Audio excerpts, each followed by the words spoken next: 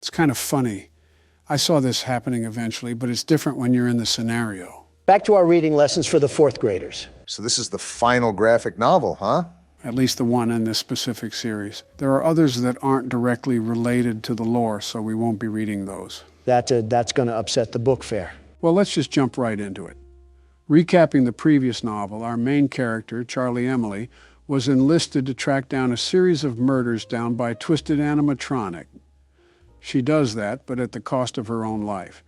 However, her friend John sees her approach a diner, but is convinced that it isn't the real her. Track list for mental illness dropping off the top shelf now. That was an interesting cliffhanger.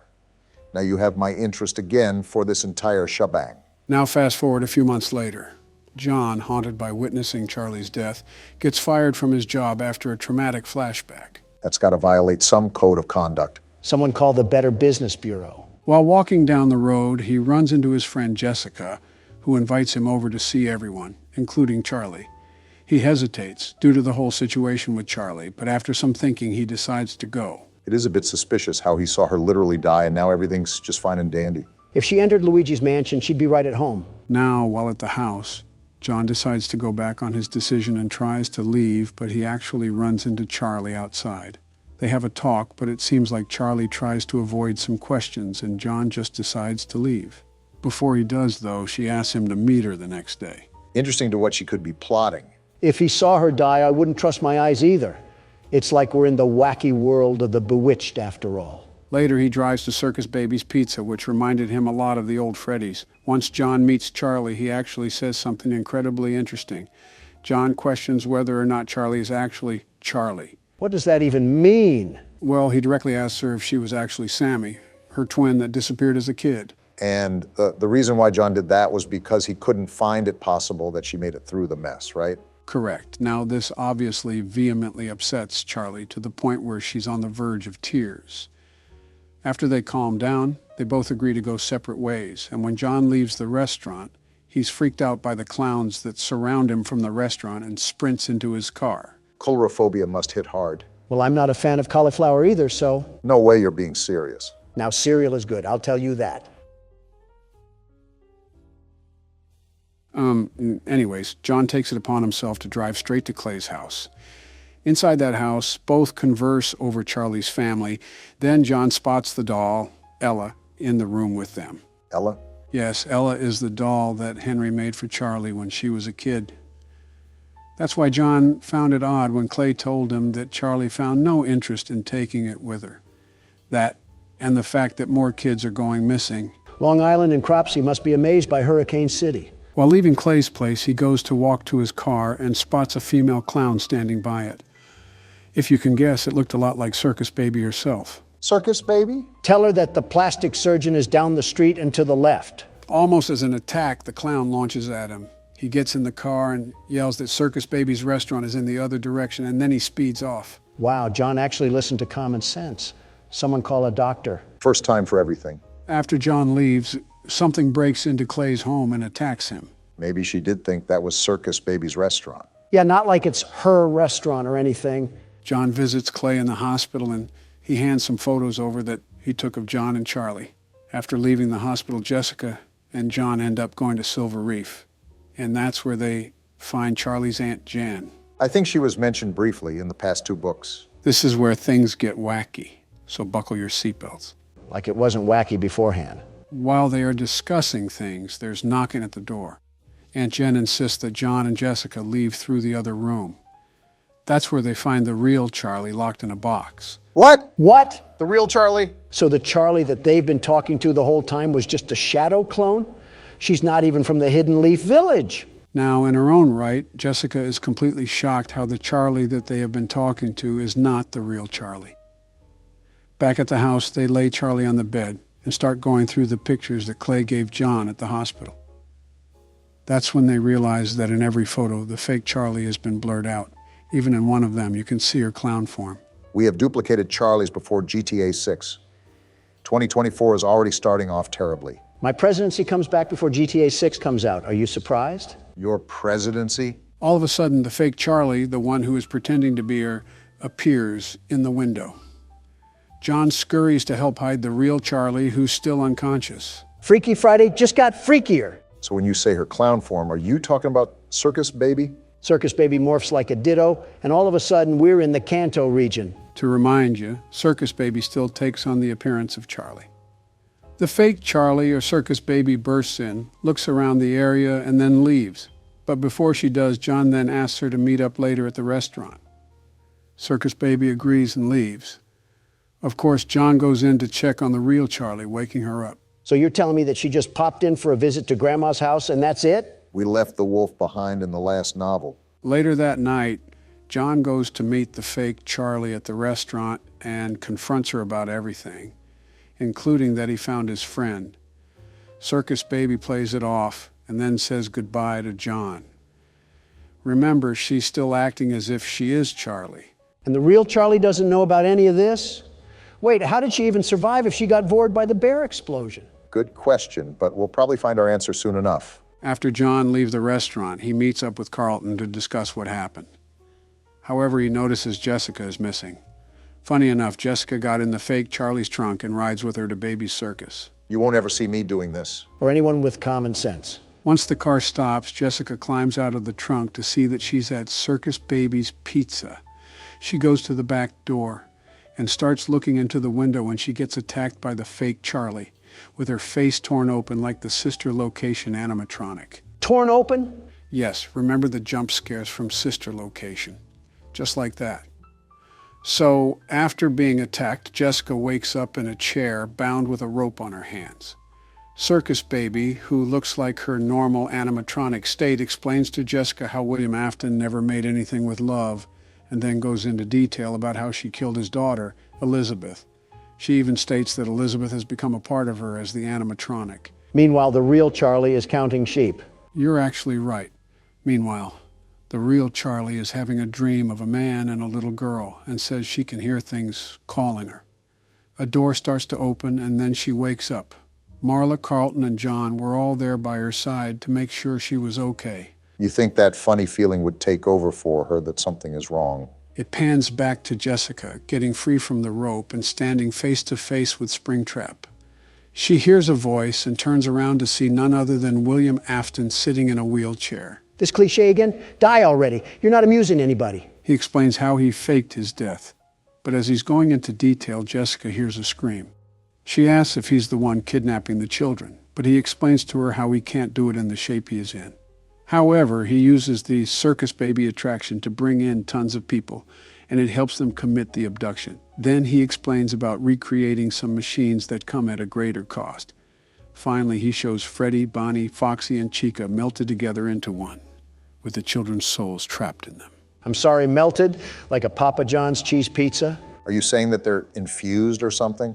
Like a merger, if you can call it that. Souls are not department stores. William forces Jessica to watch Circus Baby take flesh off of him, and she passes out as a result. You know, more and more, this is sounding like a snuff tape. Back at home base, Charlie and the others are figuring out what to do with the chip from the Ella doll. They concoct the idea that the chip can make you seemingly invisible to the animatronics. And now we have Harry Potter's invisibility cloak. I mean, we could use Hagrid for the manpower. Now Carlton ends up taking Jessica's keys to go back to her place to find Charlie's old stuff.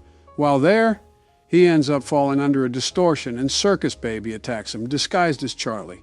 Luckily, Carlton grabbed the chip from the Ella doll and he was able to activate it. This made him invisible to Circus Baby. He's then able to escape from her clutches. Not today, Voldemort. Meanwhile, Charlie and John talk about the recent events, and that's when it's revealed that Aunt Jen ended up dying in the assaults from Circus Baby.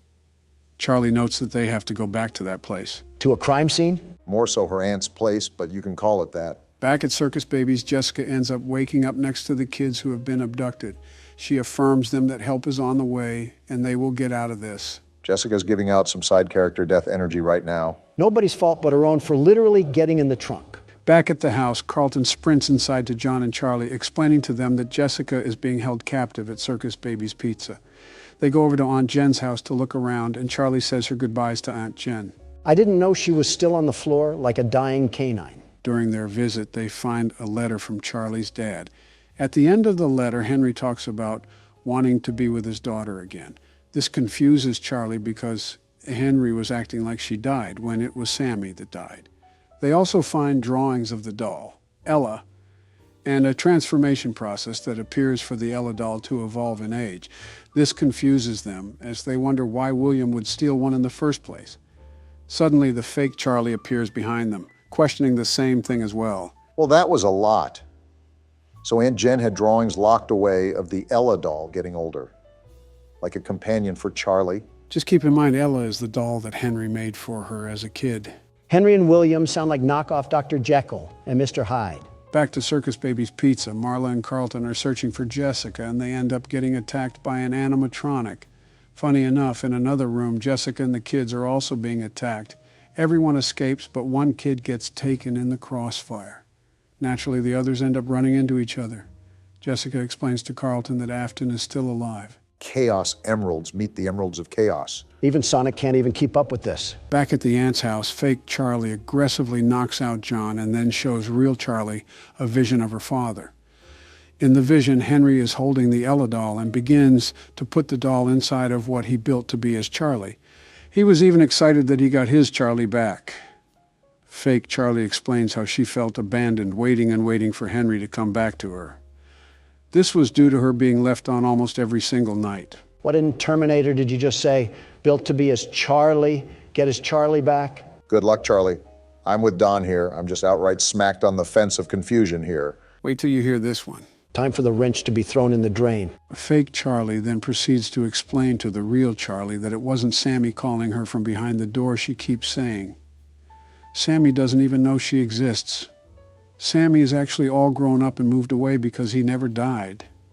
She then punches Charlie in the stomach and rips out the Ella doll inside of her. This is the dramatic reveal.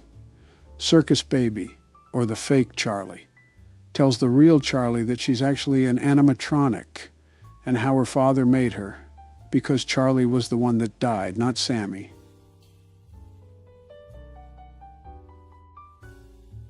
Well then. What the actual fuck did I just hear? Yeah, I was kind of expecting that from you guys. Let me get this straight.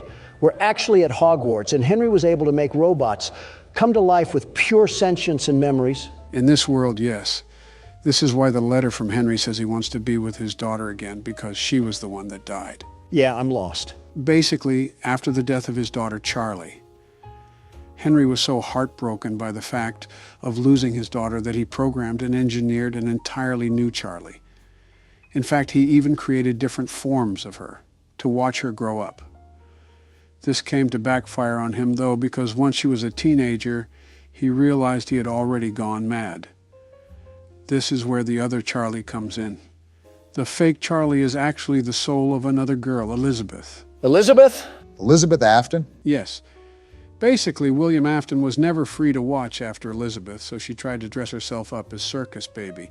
We all know the story here from Sister Location, where Circus Baby devours her. This somehow resulted in her soul inhabiting the adult form of Charlie. That's also when Henry abandoned the creation due to his insanity and just kept the teenager Charlie. That's also why the fake Charlie, or in this case, the Elizabeth, is so bitter towards the animatronic Charlie because she had the love from a father that she never got. And somehow I need an Advil. Basically, Charlie disappears, most likely being killed by William, and Elizabeth dies. Henry makes a robot replacement, stops making it before it's an adult, and the Elizabeth's soul inhabits the adult robot. Thus, two Charlies, one's an animatronic and one's Elizabeth. Well, good luck, Charlie, because neither of them are actually Charlie. Now back to the action. As Charlie is crawling away from Elizabeth, Elizabeth goes to attack her before Charlie ends up running into the closet with an animatronic holding a knife. Elizabeth goes in to finish the kill, but Charlie triggers the animatronic holding the knife, stabbing them both and the Ella doll. John gets up and sees both of them laying there shanked. Two dead girls die again. Talk about a reboot card. Done seriously? Back at Circus Baby's Pizza, Carlton finds the missing boy but gets poked with a needle by Afton. This causes Carlton to pass out. He wakes up with all the kids telling him that Bonnie isn't their friend with evil pictures of him. He explains how he's about to hurt someone else.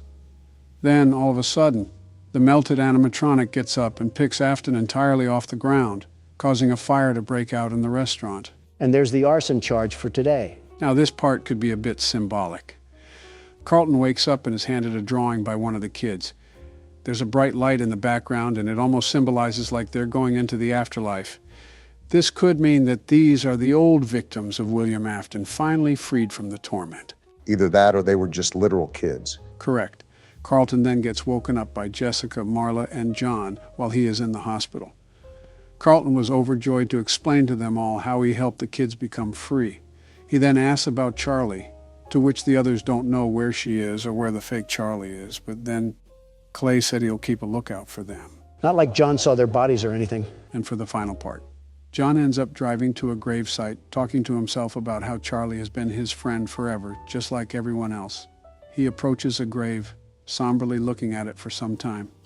Coming from behind a tree, a woman who looks like Charlie takes his hand and they both walk away, leaving the grave of Charlotte Emily, born in 1980 and died 1983, behind them.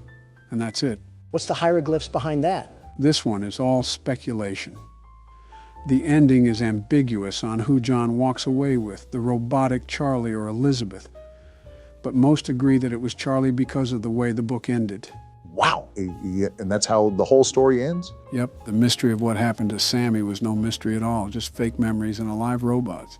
Will Smith has to be smiling somewhere. Are there any more books we have to worry about after this? Nope, this is the final one. In a way, it concludes a lot more peacefully than we've seen other media conclude. Not as bad as I thought. I still feel like we're missing half of the inscriptions on the tomb, but I really don't mind. You got any of those Advil left on? I sort of understand, but I need a breather after this. We get a big one because there's no more of this for a while. Just the next game. Oh, goody. As long as it's not a battle royale against all these things, I'm fine with that. I really got to stop opening my mouth. It's Donald Trump here wanting to thank all of our members for supporting us. We can't thank you enough. If you would like to become a member and see exclusive content, click the link in the description.